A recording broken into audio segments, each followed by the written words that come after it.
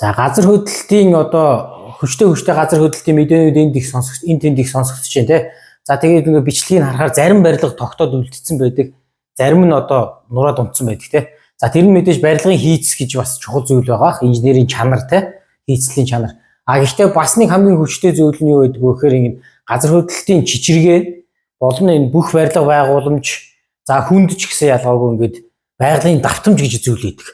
За тэгэхээр байгалаараа ингэж давтамж нь газар хөдлөлтийн жишрхийлэлтэйгээ давтамж нь таарчхаараа резонанс гэж зүйл үүсээд за тэгээд одоо тухайн барилга нурхахад бол маш амархан болдог. За энийг жоохон төвөгтэй сонсогдож магадгүй резонанс гэх их төвөгтэй үг хэлээл те давтамж гэж юу ч яриад байгаа. За тэгэхээр энийг би маш энгийн байдлаар ийм зүйл хийчлээ. За энэ дээр би харуулъя. За энэ гурван ийм барилга яг ижилхэн төстэй хийцэлтэй гурван барилга гол ялгаа нь өндөрчлөлтэй. Өндөр буюу хэр урт байгаа юм бэ гэдгээр. За тэгэхээр одоо би зөвхөн туршаад одоо миний гараар ингээ хөдлөхөөр газар хөдлөлт боллоо гэж үзье. За маш ийм бага давтамжтай газар хөдлөлт, хурдан давтамжтай газар хөдлөлт боллоо. Энэ барилга илүү тэсвэр муутай байна. Гэтэл энэ хоёрын зөв зүгээр байгаа дээ, тэ? За тэгэхээр дараагийн газар хөдлөлт боллоо. Маш давтамж нь өөр шүү дээ, тэ? За тэгэхэд энэ хамгийн өндөр барилга нь бол өстой савчиж өгж байгаа үст. Тэгэхээр энэ барилга бол тисэж үлдэхгүй байх магадлалтай. Юунаас ямар хийцэлтээс үл хамаарна энэ гураваас харьцуулахад. За тэгэхээр энийг бол ерөөсөө байгалийн давтамжийн хоорондоо барилгын давтамжтай нийлээд резонанс орсон гэж ярьдаг. За тэгэхээр энийг бол одоо мэдээж инженерүүд одоо барилгын инженерүүд бол тооцох ёстой. За тэгээд Япон улс одоо маш газар хөдлөлттэй улс шүү дээ.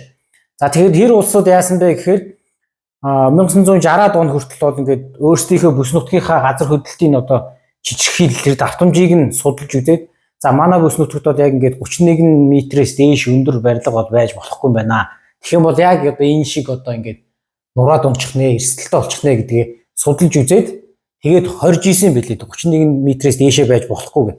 Тэгээд сүүлийн үед бол мэдээж нөгөө нэг барилгын хийцэл өөрөө сайжраад за дээр нь одоо энэ газар хөдлөлтийг буцаадаг те ингээд хоригддаг ийм одоо үр дүнгийн хоригддаг ийм технологиуд сайжирсан учраас тэр одоо зохицуулалт бол авцсан юм байна.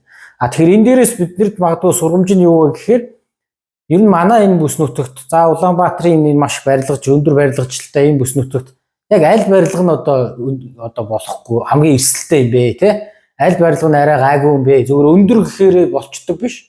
Одоо энэ жишээ энэ бол хамгийн хөдлөд байна. Энэ давтамж. Тэр өндөртөө биш. Энэ бол яг барилгын газар хөдлөлтийн давтамжиндаа байдаг юм аа тисч үлдэх магадлал нь гэсэн ийм одоо энгийн концепцийг би одоо оюутан байхдаа геологийн сургуульд Ютагийн сургуульд оюутан байхдаа сурж исэн. Юуг одоо дахиж хийж үзүүлж байна. Профессороосоо сурж исэн давтамж гэдэг ойлголтыг.